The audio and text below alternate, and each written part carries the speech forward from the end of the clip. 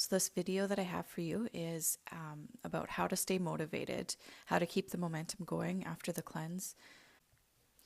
And I want you to stick with me right till the end because I've got a worksheet for you.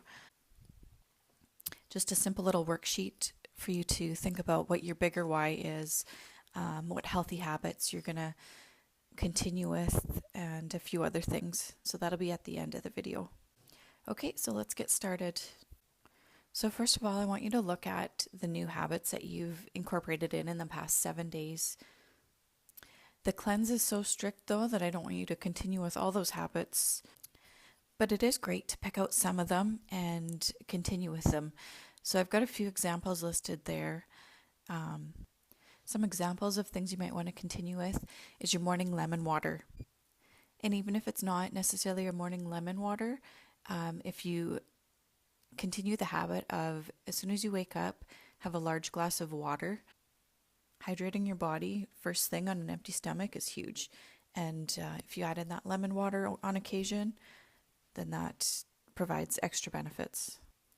Another thing is a morning smoothie, or even just incorporating a smoothie into your day at any point. So I like either in the morning, because it's easy to digest, it doesn't really take too much energy. Or an afternoon snack when you are craving something or you need an energy boost. If you get in the habit of going to a smoothie in the afternoon, or another time you might want to include a smoothie into your day is in the evening. Usually in the evening I'll have something a little bit sweeter, a little bit more like a milkshake. It still includes just whole foods, but it can kind of satisfy that sweet tooth. Usually that's like a little bit of coconut milk, almond milk, frozen banana. Usually I'll throw a spinach cube in, maybe some mint leaves, and blend it up. Other habits you might want to continue with are some healthy snacks from that snack list. You've probably switched some of your snacking habits in the past 7 days, so pick some of your favorites and continue with that. Meal planning, I find, is huge with staying on track, and meal prep. You'll notice the 7 days you spent quite a bit of time in the kitchen, lots of meal prep, and that might not be feasible for everyday life, but trying to have fresh fruits and vegetables ready to go can make a big difference. Another habit is one meatless meal a week. Pick out some of your favorite recipes from the cleanse and incorporate that into your week. Hydrating throughout the day. I like to have a big pitcher of water out, maybe add some lemon into it, or maybe some mint leaves and cucumber. Have it sitting out so it's visible. So you might want to incorporate that into your new routine. Pureed soups, you can pick if you had a favorite. You might be sick of some of them if you ate them for more than a few days. But if you've got a favorite, continue with that on occasion. And if you have any favorite new recipes that you got from the cleanse, you might want to incorporate that into your week. So how often should you cleanse? Most people find that twice a year with the change of seasons is a great time to cleanse. You can join in on our twice per year group cleanses as often as you want because you have unlimited access now. Some people might do a 7-day or even a 3-day cleanse at the start of every month. That's another option. Or you could do a modified cleanse 1 day per week.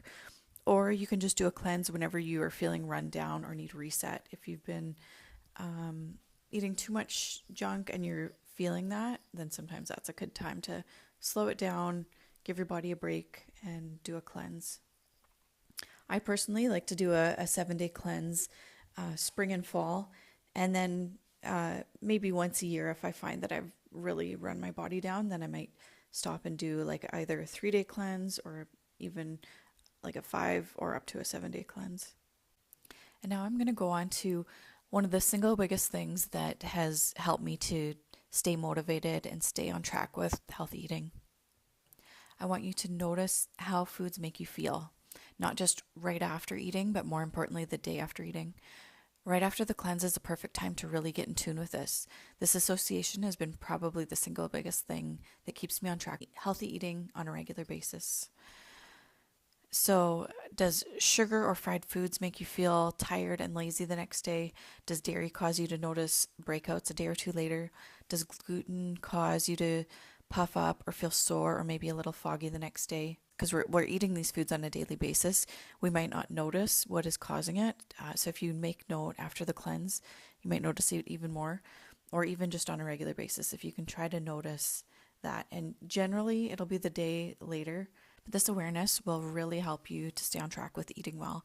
When your motivation is based on how you feel, you're more likely to pass up on a food if you are thinking you're going to have a zit on your face the next day, or if you're going to be tired all day the next day, versus a motivation to lose 10 pounds. Because if you are trying to decide on whether you're going to have a couple cookies or not, and your motivation is to lose weight, you might just eat them and think, okay, a couple cookies isn't going to make a huge difference. I'll just eat better tomorrow or something. Versus if it's based on how you're going to feel. If you eat a couple cookies, that's going to, the next day it's going to affect your energy. We're going to continue on with the mindset aspect.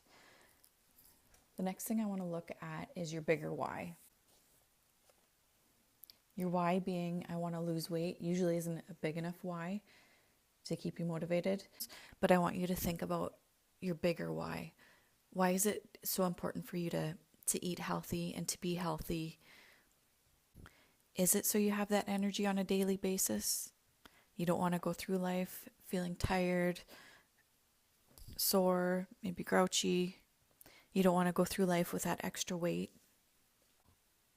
So take a few minutes and think about that and try to remind yourself of that often. The next thing is to envision yourself at your goal. How do you feel? How do you look? What does your day look like? Maybe that's an image of how your body will look. Or maybe it's having the energy to go for a run or to play with your kids and just feeling good and having tons of energy and being able to do that. Maybe that's just having consistent energy throughout the day and not having that afternoon slump or that time when you just feel like you need to nap. So figure out what you want and envision that. You might just have that vision in your mind, or you might want to make a vision board. I use Pinterest pictures, copy and paste that to a Word document and then print it and put it somewhere where you'll see it every day. I have mine up in my closet. And the next step to that is start to try to act as if you are that person already. Do the things that person would do. Think the way that they would think. For example, that's getting up and having a big glass of water instead of having a coffee or having a piece of toast. That is getting out for a walk every day, or moving your body in some form every day. That's including a salad or just some sort of fresh fruits or vegetables in every day.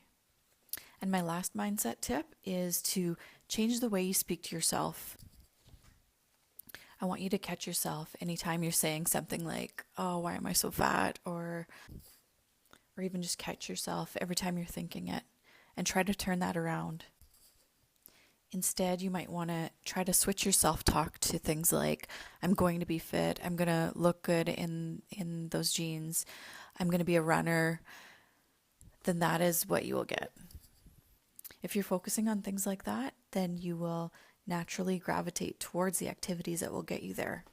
I want to share with you a quote from Dr. Serini Pillay that might explain this better. The brain has a GPS, and in order to direct you towards your goals, neural tissue actually has the ability to take you to your goal. And a lot of this information is not conscious, it's actually unconscious. But a lot of times when you're at point A and we want to get to point B, we give up. When you're at this point, the thing to do is to connect with intention. When all else fails, imagine, because imaginations feed the GPS system in the brain. And when it does, it also activates the action center in the brain. The fact is that this is not magic.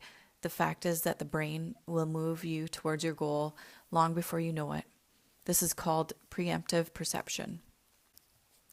And another mentor of mine, Marie Forleo, says, What we say to ourselves in the privacy of our own mind matters.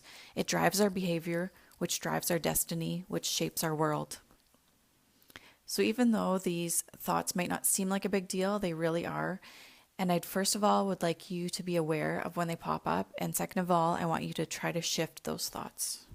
And lastly, I just want to share with you a little bit of information on my one-on-one consultation services. As many of you likely know, I'm a registered holistic nutritionist. I specialize in working with moms in increasing energy, in weight loss, in reducing bloating and gas, and hormone balancing.